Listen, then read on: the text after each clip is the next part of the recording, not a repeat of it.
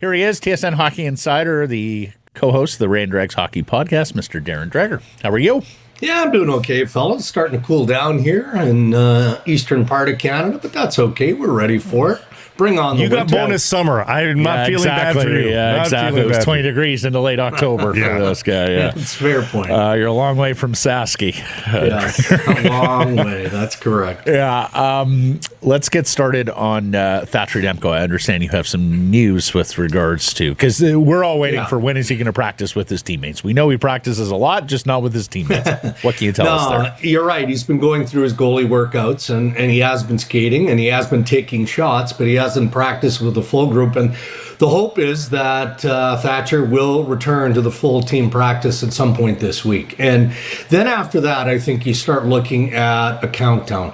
Now, are we talking several days? Are we still talking in that week-to-week category? And the one thing we know here, guys, is that it's been pretty evident the Vancouver Canucks are not going to push Thatcher Demko. They don't really feel like they need to. He's been working his you-know-what off in the background to make sure that the problem that he has isn't going to develop into a bigger problem down the road. And because of the patience the club has shown, and the fact that they haven't had to force him back into the mix, he's taken advantage of this time away. So I would say for Demko, a return to the crease in terms of game action is inside 3 weeks, but that timeline is probably going to either be shortened. I don't think it'll be lengthened, but it could be shortened depending on how he feels after a couple of practices. Kevin Lankin's been saving them to this point, but you wonder how tenuous they feel like they are in that situation, because Kevin Lankin falters. I mean, he's on a heater right now, but he's a $900,000 goaltender, and it's an awful lot of responsibility for a guy in his position to have right now. Kevin Lankinen is the poster man for why you need a third goalie in the National Hockey League. Now it was an easier decision for the Vancouver Canucks to make because of Thatcher Demko's scenario, but again, proof positive that unless you've got a Hellebuck who just takes shot after shot after shot, and this guy seems bulletproof, or you've got Igor Shesterkin. I mean, we're talking about the elite of the elite.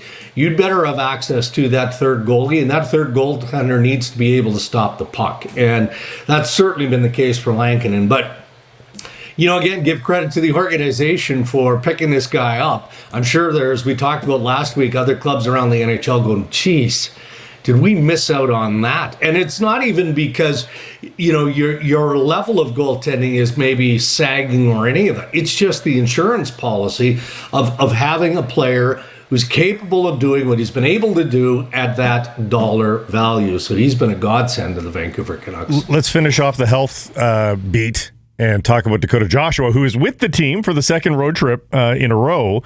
But this one seemed a little bit more intentional in that it looked like he might be able to get in. Only 2 games left, Tuesday and Thursday of this week. Do you think it's possible he sneaks in a game on this road trip? Yeah, I mean, it's possible. Thursday feels more likely. My understanding is that he's inside a week again, so that would make sense. And having him around, as we talked about last week, has been key. It's been key for Dakota Joshua, but it's also key to the group. I mean, he's a good guy to have around. They can see how hard he's worked and put in the time.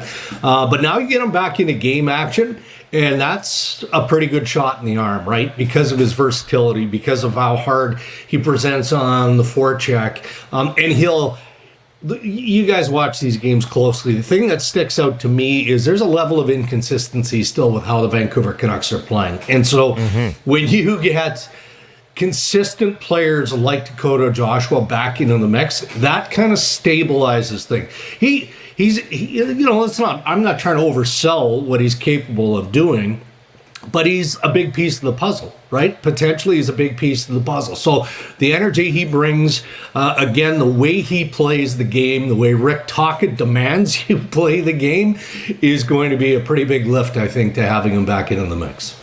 Yeah, Darren and the Canucks, and they're not alone here, but the ongoing search for defenseman, a new name has emerged, and he has some history in this market. Who are you talking about, Matt? Bo Byram? You tell me. Yeah, Bo Byram, former Vancouver Giant, Vancouver-based agent. Is he available? Well, no, I wouldn't say he's available. We do get into that game of semantics, but you look contractually at where Bo Byram is this season, and then you look at where he stacks into that Buffalo Sabres lineup. And if I'm Byram, I'm wondering about my long-term fit with the Buffalo Sabres. Because of the likes of Owen Power and Rasmus Dahlin, and go down the positional players that they have there on defense. I mean, that should be a better blue line than maybe what it is. So it's a name that I've been told to keep circled. And I don't think that Kevin Adams is shopping him. I know that a team or two have called, but they're doing their due diligence no different than I do, right? You look at, again, positionally where players are playing in their lineup, and then how does that match what their contract is? I think as we get closer to the middle of the season, and then you drift into the early part of the second half of the season, depending on where Buffalo is. If Buffalo all of a sudden goes on a bit of a heater and they, more or less turn things around, well, maybe Kevin Adams doesn't have the appetite to do anything but talk about what a contract might look like. If that isn't the case, again, repeating myself, I know he's had calls on Bo Byram. I don't know that Vancouver is among the teams that has called, but I do know that there's been some interest expressed from the West. I know his draft stock is better than Timothy Liljegren, but how much more expensive is a Byram trade? And again, we're going down the road a little bit here, but hypothetically, how much more expensive is he versus a guy like Liljegren? Yeah, I think it'd be substantially different, right? So Liljegren just did not fit the eye of Craig Berube in Toronto. So you get a third, a sixth, and you get Matt Benning. And with great respect to Matt Benning, I don't think that Brad Treliving and the Toronto Maple Leafs were looking for Matt Benning in return of that deal with San Jose. It was more of, okay, you're going to have to take a player back. And Matt Benning turned out to be that guy. And there's no rush in Toronto. I doubt very much that Benning is a long-term fit. He'll probably get flipped for a pick. Bo Byram is intriguing. And if I'm the Vancouver Canucks and I see where he might slot in, we know they're looking for that type of defenseman. We know that. Third line center and a puck-moving defenseman. That's the wish list of the Vancouver Canucks right now. But because it's so early in the season, when you're talking about a player of that caliber, assuming, and let's just throw Byram out there with some of the other names that could be in play, right? Pierre LeBrun talked about Provorov not that long ago on Insider Trading. There's a name, maybe, the Cam Fowler watch will continue to some degree in Anaheim. So, I guess we can go down the list there. It's fun to have these conversations. And now that we're past the 10-game mark, you can start to see the needs of certain clubs, Vancouver included, and that's why we're openly, able to speculate on it at this stage. Yeah, just on Byram, a fourth overall pick at one point. Yep. He's a lefty who can play the right side, and he's in the final year of a deal that pays him $3.85 million heading into restricted free agency, where he has arb rights. So it is the profile of player that oftentimes creates a big organizational decision, right? Like, how much do you want to pay a guy like this? Because there's pedigree there, and the ask will be substantial. Well, and we should say his career high in points is 24. Mm-hmm. He's at half a point per game right now. If he has a career year, like a 40-point year, Buffalo's not going to want to pay that necessarily. Well, somebody will. Yeah, well, somebody will. Yeah. Or you're backed into a situation like the Edmonton Oilers were backed into with the two players that ended up in St. Louis with offer sheets, right? And I'm always hesitant to engage this early in talking about the idea of an offer sheet because, again, it doesn't happen very often. But it did happen to the Edmonton Oilers, and the St. Louis Blues are better for it. So depending on how things shake down as they continue to have conversations, that's what Kevin Adams has to do as GM of the Buffalo Sabres. The what-if game. Can I afford to pay Bo Byram what this guy is going to potentially command? Yes, he's a restricted free agent, so we have some property value in that and some control of the process. But if the player maybe doesn't love the idea of where he's slotting, you legitimately put Bo Byram in play on the trade front. you're getting something sweet, I would think, back in return. I would think that would be the case. And it's Byram and Ryan McLeod, who they just acquired from Edmonton as RFAs with Arbrights this summer for Buffalo. So that could be a very interesting team to watch.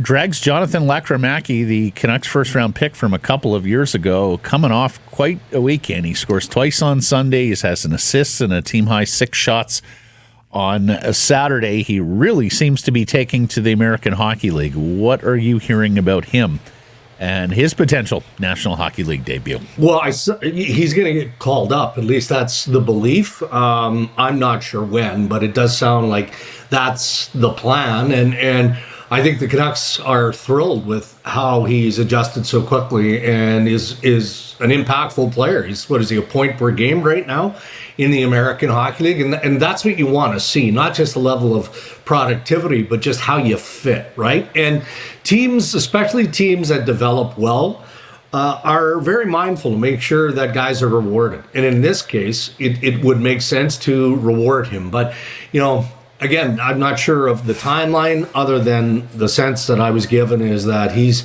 pretty high on their radar. They're paying attention to what he's doing at the AHL level, and they feel like getting a short stint or at least a good look at the National Hockey League regular season play is probably going to bolster, if not boost, his activity moving forward here. Can we just double back on defensemen? Just because the Canucks are going to face Cam Fowler and the Anaheim Ducks. What does Cam Fowler have left, do you think? And does he improve? He improves your puck moving, probably. Does he improve your defending at all at this point? Yeah. Because the Anaheim metrics are terrible for defending this year. Yeah, I get it, but that team overall is let's just call it, they're just not very good. And I don't know how they're getting much better. But we'll see. I mean, they've got a good group of young guys there. I'm hesitant. I would have worried more about Cam Fowler if I hadn't had the opportunity to watch Oliver Ekman-Larsson closely in the last several months. And they're not the same type of player, but you know what I'm getting at here, Blake, right? Like, you look at a guy with that pedigree and wealth of experience, it feels like they're inching towards certainly the back nine or the latter stage of their career. And then you watch Oliver Ekman-Larsson in the Stanley Cup playoffs, and you're like, holy smokes. And then Toronto signs this guy, and for the most part, he's been terrific on the blue line for the Maple Leafs. So, look, Cam Fowler's a fierce competitor. To say that he has some stuff left, I think we need to see it in a different uniform. But I do think in the right situation, the right environment, with the right coach, I think he still has more to give. Yeah, no, I actually like that comparison. Redemption arc. But also guys who have been really frontline defensemen who have some offensive acumen, who at one point were known for their defending as well. It's a very interesting name, and we'll see him tomorrow. And Dreg, should we put to rest Rasmus Andersson for the long term here with the because he's on the tip of everybody's tongue because of his contract status, but he is a fabulous, fabulous player, and he's having a great season. So should we just put him aside? Is Calgary going to do everything they can to change his mind? I think so, and until you know for certain that this guy has no interest in extending long term, I think you have to keep that door open a little bit. Because if you're at a place, if you're Craig Conroy, where, we can't just let him leave, we've got to maximize our return here, then that's a pretty big indication of the direction your team is going. It's still pretty early, and no different than Byram, different status, but no different. They could wait a year. Calgary could wait a year. They could wait a year. There's no rush there, and they still believe. I wasn't buying what the Calgary Flames were selling right out of the gate. They weren't going to lead the Western Conference. They weren't going to lead the division. But I do think that they're competitive enough, and they've got enough going on that they're going to make it and keep it interesting. Well, you start considering moving out assets like Rasmus Andersson at any point, including the March 7th trade deadline, and that's sending a pretty big message that management no longer believes in this path of transition. So I I don't have the information, Blake, to say let's stop talking about it. It does feel like a little bit of pie in the sky speculation on the Andersson file. Yeah, no, talked about it Friday. The problem that Conroy has, if he trades Andersson, he basically says to his fans, we'll see you when the new building's ready. And, pretty much. It feels that's that a long way yeah. to go. Yeah, but we'll watch him and others. Fantastic stuff. Darren, thank you for the time here today. Catch up next Monday. You bet. Thanks, guys.